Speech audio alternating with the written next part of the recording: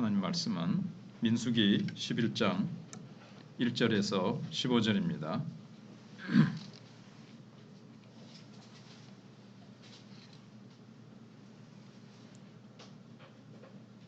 여호와께서 들으시기에 백성이 악한 말로 원망하매 여호와께서 들으시고 진노하사 여호와의 불을 그들 중에 붙여서 진영 끝을 사르게 하시매 백성이 모세에게 부르짖음으로 모세가 여호와께 기도하니 불이 꺼졌더라.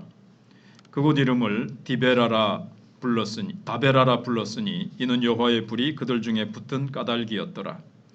그들 중에 섞여 사는 다른 인종들이 탐욕을 품으매 이스라엘 자손도 다시 울며 이르되 누가 우리에게 고기를 주어 먹게 하랴. 우리가 애굽에 있을 때에는 값없이 생선과 오이와 참외와 부추와 파와 마늘들을 먹은 것이 생각나거늘 이제는 우리의 기력이 다하여 이 만나 외에는 보이는 것이 아무것도 없도다 하니 만나는 가시와 같고 모양은 진주와 같은 것이라. 백성이 두루 다니며 그것을 거두어 맷돌에 갈기도 하며 절구에 찢기도 하고 가마에 삶기도 하여 과자를 만들었으니 그 맛이 기름 섞은 과자 맛 같았더라. 밤에 이슬이 진영에 내릴 때에 만나도 함께 내렸더라. 백성의 온 종족들이 각기 자기 장막문에서 우는 것을 모세가 들으니라. 이러므로 여호와의 진노가 심히 크고 모세도 기뻐하지 아니하여 모세가 여호와께 여짜오되 어찌하여 주께서 종을 괴롭게 하시나이까?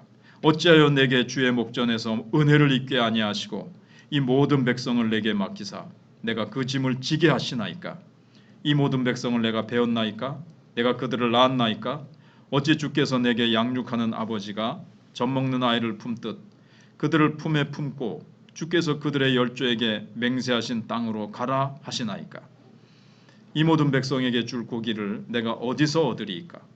그들이 나를 향하여 울며 이르되 우리에게 고기를 주어 먹게 하라 하온즉 책임이 심히 중하여 나 혼자는 이 모든 백성을 감당할 수 없나이다. 주께서 내게 이같이 행하실진대 구하옵나니 내게 은혜를 베푸사 즉시 나를 죽여 내가 고난당함을 내가 보지 않게 하옵소서. 아멘. 뒤에 계속 내용이 계속되지요. 네. 일단은 15절까지 봤습니다. 제목은 불평하는 사람들입니다. 주제는 광야 이스라엘의 역사는 불평의 역사입니다. 무에서 유를 창조하신 하나님을 망각하고 지워버리는 그런 역사라는 겁니다. 우리가 질문을 던져본다면 광야는 불평이 나올 수밖에 없는 공간입니다. 그런데도 불평이 불신앙이 되는 이유는 무엇인가 하는 겁니다.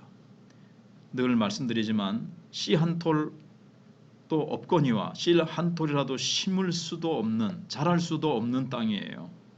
박토에다가 물이 어디 있습니까? 그런데 거기서 먹을 것이 없지요.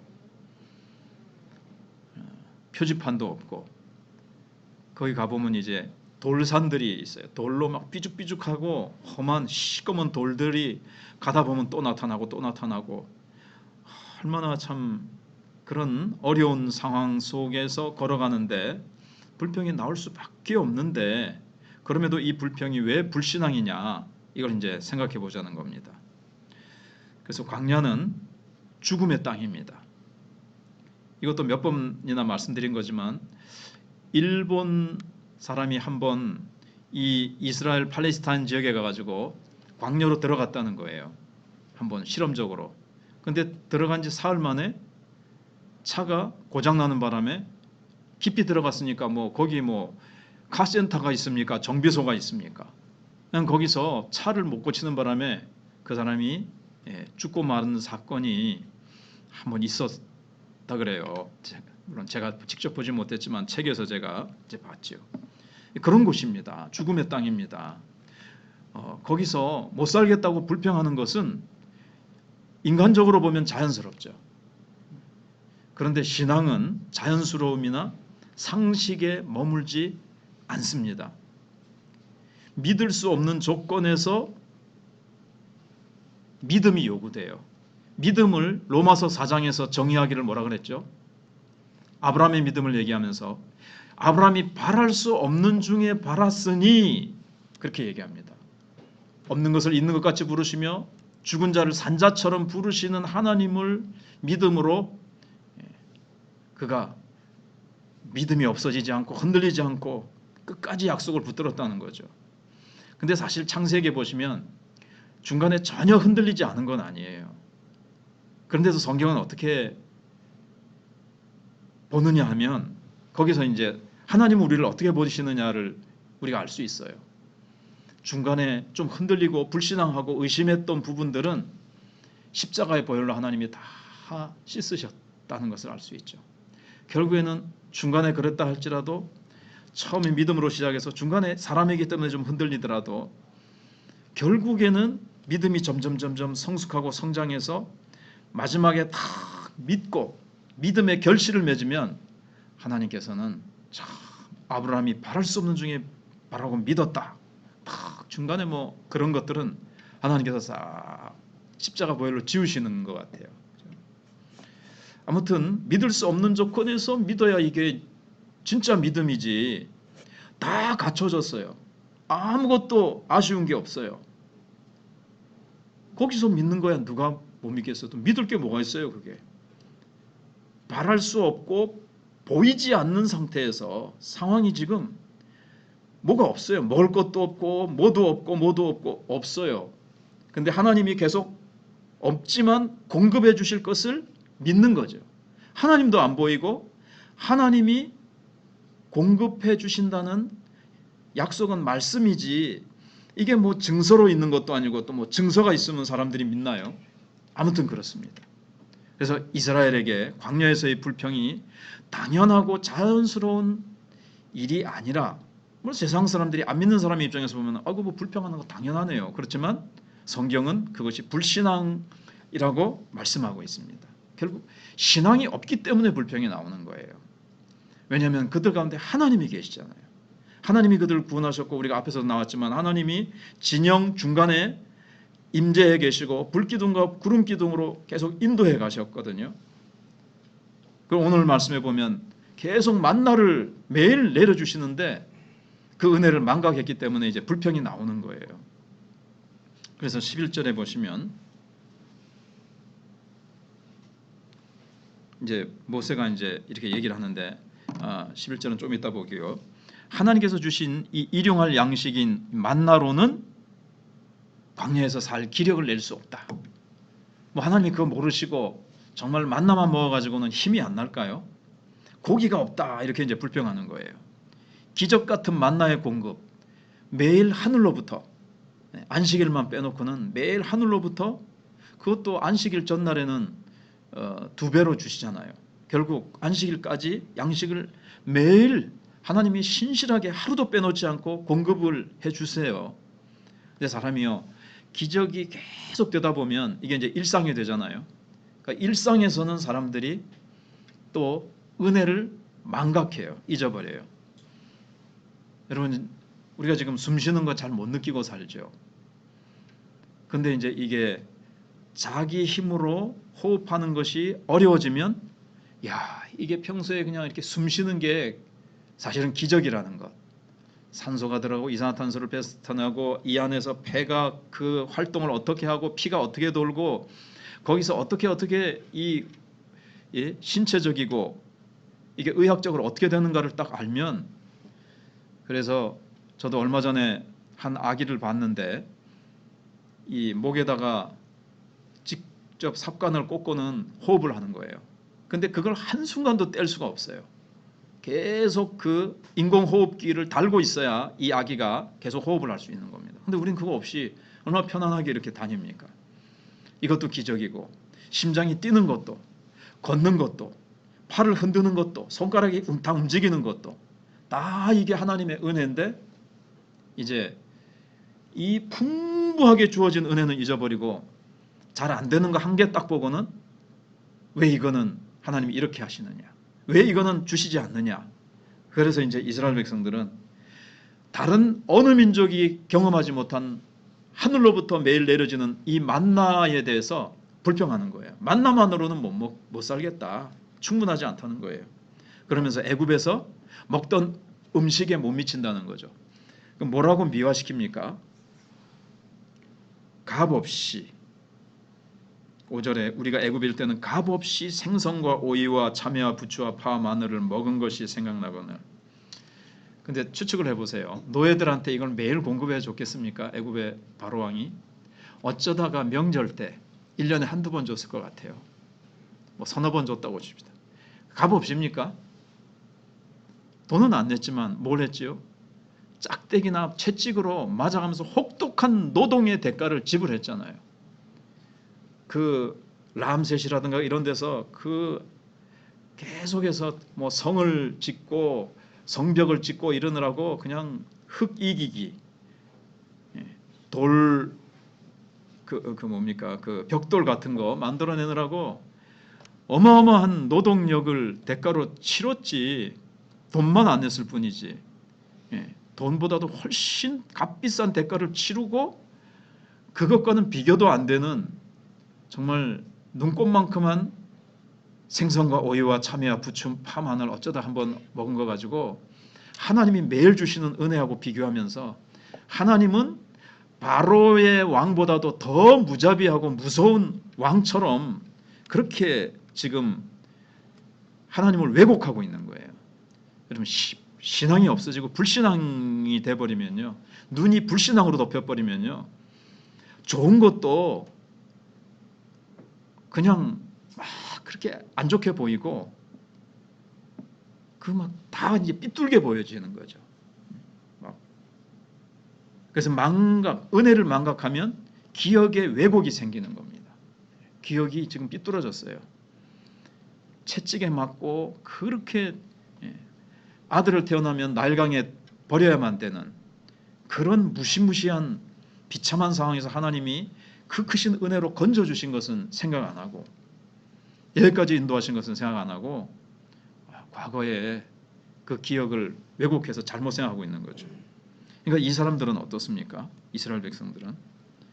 근데 야, 이스라엘 사람들 너무했다 싶지만 우리도 성령의 은혜가 아니면, 우리도 성령의 은혜가 이렇게 샥 식어지면, 우리는 신약시대 성령이 떠나시지는 않지만 성령이 마치 안 계신 것처럼 우리가 그런 상태가 돼버리면요, 우리도 마찬가지예요.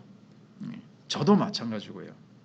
늘 성령에 의해서 은혜로 믿음이 계속 기도 속에 우리가 하나님을 붙잡고 하나님께 매달리면서, 물론 하나님의 붙드심이 먼저죠. 그러나 하나님의 붙드심을 붙잡고 나도 하나님께 매달려서 계속 기도와 하나님을 향한 신뢰로 계속 내가 순간순간 선택하고 하나님을 붙잡고 나가지 않으면 더하면 더했지 덜하지는 않아요. 그렇다는 것을 우리가 이제 봐야 돼요. 성경을 보면서. 그래서 이 사람들은요, 육신의 만족을 위해서라면 자유도 하나님도 다 버릴 사람들이에요. 하나님이 자유 주셨잖아요. 근데 지금 노예 근성이 있는 거예요. 노예 근성이 있는 거예요, 이게. 우리나라도 36년 동안 일본의 강점기를 거쳤기 때문에 얼마나 그 노예 근성 속에 그 찌들어 있었습니까? 그리고 하나님이 그들을 택하시고 함께 하셨던 그 놀라운 은혜, 그거 뭐 먹는 것만 맛있는 것 주어진다면, 육신적으로 좀 풍족한 것 주어진다면 뭐 하나님도 필요 없고 자유도 필요 없다는 거예요.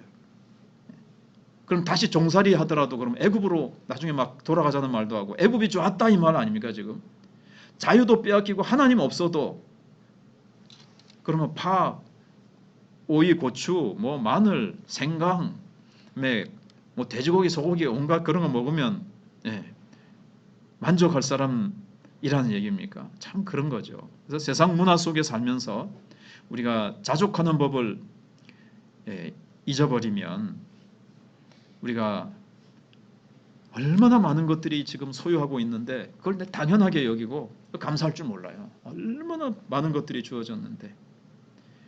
우리가 잘 아는 대로 아프리카의 오지에 가면 물도 없지요. 먹을 물이 없지요. 먹을 것과 약품이 없어가지고 그래서 세상과 우리는 비교하면서 상대적인 이제 박탈감, 우리나라는 진짜 지금 가난하다 해도 저 아프리카에 정말 그런 사람들과 아사 상태에 있는 사람들과 비교해 보면은 정말 우리는 잘 사는 거죠. 그래서 우리는 지금은 힘겨운 광야의 시대를 지금 건너고 있습니다. 그래서 불만과 자만을 거두고 우리가 은혜에 감사하며 살아야 할 때입니다. 추수감사절 그 한 날은 만 감사하는 것이 아니고 찬양할 때만 감사하는 것이 아니라 찬양할 때는 참 감사의 가사가 나왔는데 돌아서서 현실에서는 또 불평, 불만, 원망, 불신앙의 말들, 부정적인 말들 그런 게 막 튀어나옵니다. 진짜로 마음에 진짜 정말 감사하며 살고 있느냐. 그다음에 이제 두 번째로는요, 크게 지도자를 좌절케 하는 불평이죠. 자, 끝도 없어 보이는 이 광야에서 백성들이 끝도 없이 지금 불평하는 거예요. 그러니까 이제 지도자 모세는 어떻게 되냐면요, 지쳐갑니다, 점점. 이게 이제 11절부터 이제 10절에도 나오지만 백성의 온 종족들이 각기 자기의 10절에 장막문에서 우는 것을 모세가 들으니라. 이러므로 여호와의 진노가 심히 크고 모세도 기뻐하지 아니하니. 먼저는 하나님의 진노가 이제 심히 크다 그랬어요. 그 크신 은혜를 망각해버리고 불평하니까 말도 안 되는 이 왜곡된 불평을 하니까 하나님이 심히 진노가 크셨어요. 모세도 기뻐하지 아니하며 모세가 11절부터 이제 하나님 제 종을 하나님 당신의 종 나를 왜 이렇게 힘들게 하십니까? 좀 막 격려하고 감사하고 찬양하면요, 이 지도자가 막 같이 막 힘이 나서 막 온 공동체가 기뻐 막 힘이 솟겠죠. 근데 모세는 애굽을 떠날 때부터 이제 막 계속해서 변하지 않는 이 백성들을 보면서 좌절하는 거예요. 지금 모세도 이게 이제 뭐 좋은 건 아니죠. 그런데 이제 모세도 사람인지라 이제 이렇게 지치고 좌절하는 모습을 이제 보게 됩니다. 노예 근성에 찌들어 있는 이들, 몸은 자유케 됐는데 아직 영혼과 심령은 영적인 상태는 아직도 노예예요. 그런데 이제 자기는 뭐냐면 부모처럼 이들을 양육해, 내가 이들을 다 낳았습니까? 내가 이들을 어떻게 다 책임집니까? 이 말은 지금 이스라엘 백성들이 광야에서 고기를 내놓으라고 하니까 여기서 어떻게 고기를 주냐 하는 거예요. 나중에 하나님이 메추라기를 이제 주시죠. 그러니까 자기가 줄 수 없는 걸 지금 내놓으라고 아우성 치니까 이제 막 너무 괴로운 거죠. 그래서 하나님 백성들이니까 하나님이 책임져 주세요. 제가 왜 책임져야 됩니까? 이 말은 하나님이 나한테 모세에게 다 맡긴 채 외면하는 것 같이 느껴지니까 그래요. 하나님 이 상황 모르세요? 하나님 왜 외면하세요? 하나님 이 어려운 상황을 하나님 왜 돌아보지 않으세요? 이거죠. 그래서 교회 지도자 자리가 어렵죠. 당장 그냥 그만두고 내려놓고 싶든지 그냥 막 도망쳐버리고 싶을 만큼 힘겨운 자리예요. 뭐가 없으면요, 믿음이 없으면, 인간적으로 바라보면, 인간적으로 현실을 바라보면 그래요. 그리고 혼자는 정말 감당할 수 없는 것이 바로 이 교회의 지도자입니다. 물론 세상 지도자도 어렵지만, 왜냐하면 자기 할 일은 안 하고 책임은 지지 않고 요구만 하거든요. 뭐 해야 될 거 안 하다가 정말 주님을 위해서, 주님의 나라를 위해서, 몸된 교회를 위해서 정말 그 어려운 부분들이라든가 채워져야 될 부분들을 가지고 막 헌신하고 그 부분을 위해서 봉사하면서, 그런 사람들은 사실은 또 감사하죠. 늘 감사하면서 이제 사는데, 그렇지 않은 사람들이 왜 이건 안 해줍니까? 왜 저건 안 해줍니까? 이제 그렇게 한 게 많죠. 그리고 이제 지도자의 고충을 이해해야 됩니다. 지도자의 고충을. 이제 성도들이 이제 생각 없이 지도자는 늘 기도해요. 어떤 일을 향해서 무슨 문제가 있거나 그러면 이제 뭐 석 달 전에, 한 달 전부터 한 달 동안 지도자는 기도합니다. 그런데 그 당일 날이 됩니다. 근데 성도는 기도 한마디도 안 하다가 와가지고 일이 조금 잘 안 되는 것 같으면 왜 이랬습니까? 딱 당장 내놔요. 그러니까 기도도 같이 지도자와 같이 한 달을 같이 하든지 아니면 그날만이라도 간절히 기도하고 말하면 되는데 기도 없이 이제 툭 불평 불만을 이제 얘기하는 경우가 참 많아요. 이게 지도자의 고충을 이제 모르는 거죠.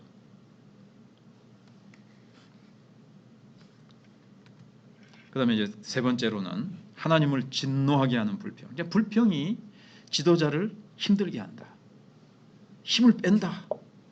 예.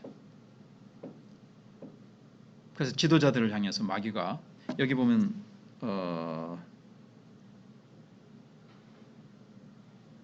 4절에 그들 중에 섞여 사는 다른 인종들이 그랬어요. 처음에 이스라엘 백성이 원망한 거 아니에요. 근데 그들 가운데는 애굽에서 나올 때 좀 다른 인종들도 다른 혈통 민족들도 좀 섞여서 왔어요. 그러니까 이제 신앙이 없을 수 있겠죠. 굉장히 약하든지. 이들이 탐욕을 품는 거예요. 탐욕. 그러니까 만나에 감사하지 못하고 하나님의 인도하심이 얼마나 놀라운데 거기에 만족하지 못하고 신앙이 없으니까 탐욕을 품는 거죠. 탐욕은 뭐죠? 탐심은 우상숭배라고 골로새서에 말씀하고 있죠.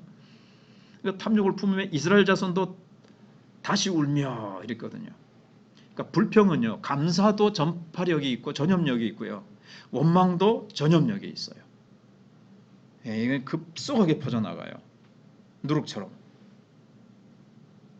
그래서 한 사람이 딱 불평하고 부정적인 말을 하잖아요. 그럼 옆에 있는 사람도 우리가 죄인이었기 때문에 거기에 쉽게 이제 노출이 되고 같이 금방 감염이 되는 거예요. 어느 장로님이 염전을 하는데 바닷물을 쫙 말리면 이제 소금이 나오잖아요. 소금을 이제 긁어 모아서 이제 푸대에 넣습니다. 그래가지고 배가 쭉 와가지고 배에다가 이제 올립니다. 그런데 어쩌다가 보면 이제 이게 실수로 바닷물에 퐁당 떨어지잖아요. 그러면 어떻게 되겠습니까? 이 소금이 금방 싹 바닷물에 녹아지겠죠. 그게 장로님이 그런 얘기를 하시는 거예요. 우리가 옛날에 물론 성령의 은혜로 구원받았지만 세상 출신이었기 때문에 소금이 바다에서 나온 거잖아요. 바다 출신이란 말이에요. 그러니까는 바닷물 속에 퐁당 떨어지니까 금방 녹아버리듯이 그 장로님의 묵상은 그런 거였던 거예요. 우리가 세상 속에서 구원받았기 때문에 세상에 살 때는 어땠죠? 원망하고 미워하고 뭐 온갖 그런 속에서 살았단 말이에요. 그래서 불신앙에 빠지거나 이게 은혜가 떨어지면요, 금방 세상에서 하던 옛사람의 본성이 나오는 거예요.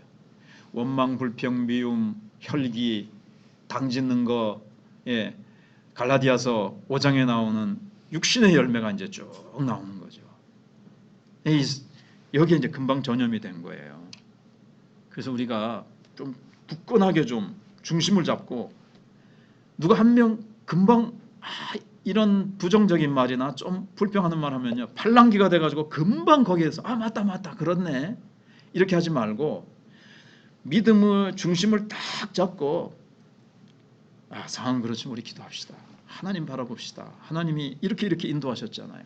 전에도 하나님이 이 어려운 때에도 하나님이 그때그때 채워주셨고 우리가 하나님 말씀 붙들고 다 그렇게 나가야 되는 거죠.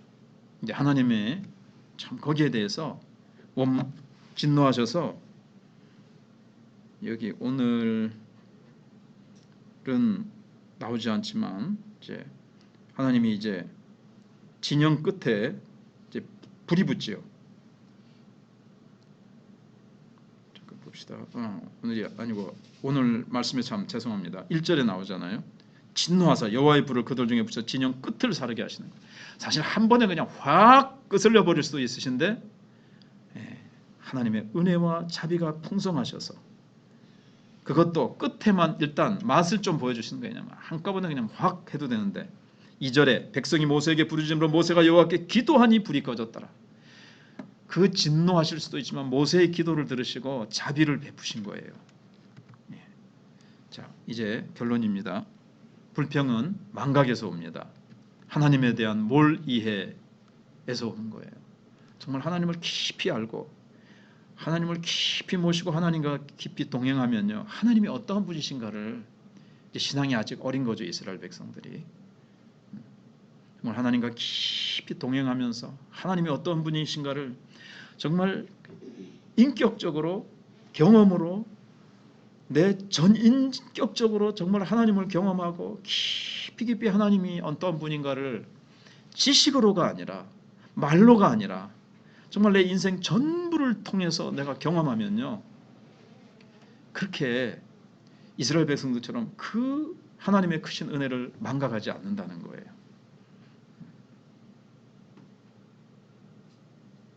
그리고 하나님의 백성은요, 불편하지 않을 거다. 나는 하나님 믿고 하나님이 동행하시니까 조금 더 불편하거나 어려운 상황은 오지 않을 것이라는 기대는 잘못된 거예요. 아마 이스라엘 백성이 그랬는지 모르겠어요. 불기둥 구름기둥 인도하시고 진 가운데 하나님이 계시니까 전혀 조금 더 불편하거나 힘들지 않은 상황으로 인도하시겠지? 그건 아니라는 거죠. 우리가 주일날도 생각해 본 대로 요셉 얘기하면서 물 가운데로 불 가운데로 지날지라도 하나님은 물과 불을 통과하지 않게 하시는 형통이 아니라 물을 지나고 불을 통과해요. 그런데 그 물이 우리를 엄몰지 못하고 불이 우리를 태우지 못하는 그런 함께 하심으로 하시면서 우리를 지나가게 하신다는 거죠. 그래서 우리는 감사가 그쳐버리면요, 과거에 대한 기억의 왜곡이 일어난다는 것을 기억하고 추수감사절만이 아니라 늘 받은 것을 감사하고 받은 은혜를 헤아리면서 늘 감사하면 우리는 하나님 앞에서 늘 승리하며 하나님의 은혜가 우리와 함께 해 주실 것입니다. 네, 우리 찬송가 366장 찬송 부르고 우리 기도하겠습니다.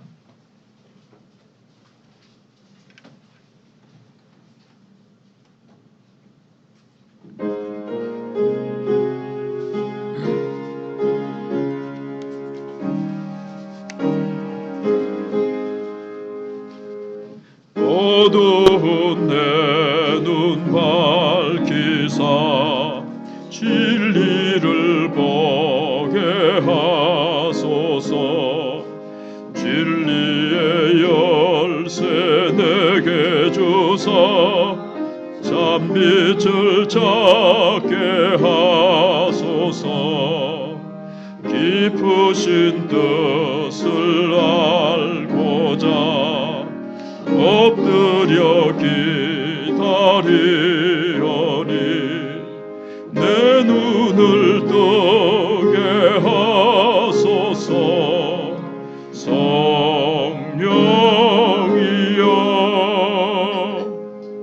막혀진 내 귀 여시사 주님의 귀한 음성을 이 귀로 밝히 들을 때에 내 기쁨 한량 없겠네.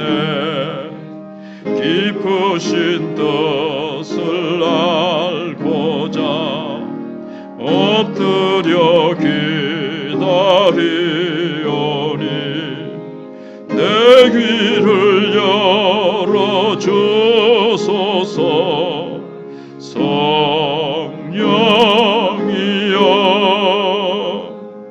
공해진 내 입 여시사 복음을 널리 전하고 차가운 내 맘 녹여주사 사랑을 하게 하소서.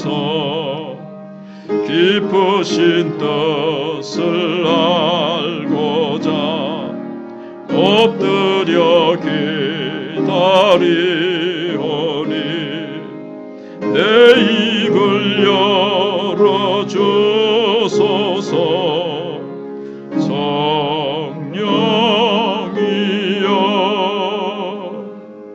아멘. 이제 참 중요한 시점이죠. 1년 중에 모든 날이 다 귀하지만 한 해를 결산하고 공동회의가 있고 일꾼을 세우고 또 전도 축제도 있고 한 해 연말 성탄절이 오고 얼마나 마귀가 막 언제보다 어느 때보다 더 날뛰겠습니까?